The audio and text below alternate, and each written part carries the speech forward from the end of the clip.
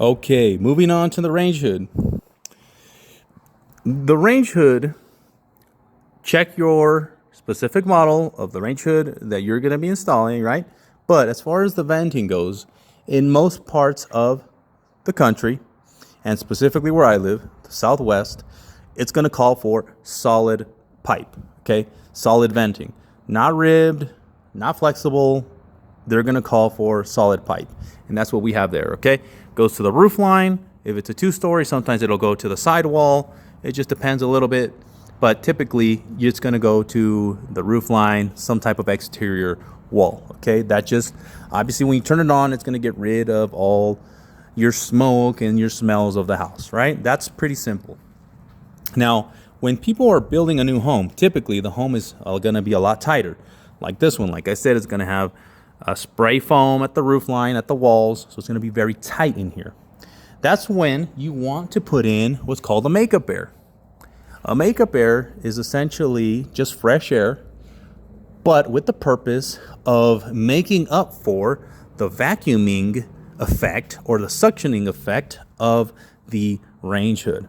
Because if you go above 400 CFMs, is typically what we see. If you go above 400 CFMs and you don't have one of these, because the house is tight, it will, boom, slam the doors, okay? Because it's suctioning those doors shut, essentially, all right? And that can be very annoying, and it can also have some other, problems down the road. But that's what you will notice. So a good way to know if you need a makeup air is if every time you kick on the range hood, it boom slams your doors. So as far as how I approach the makeup air, very simple, similar to the same way I do the fresh air.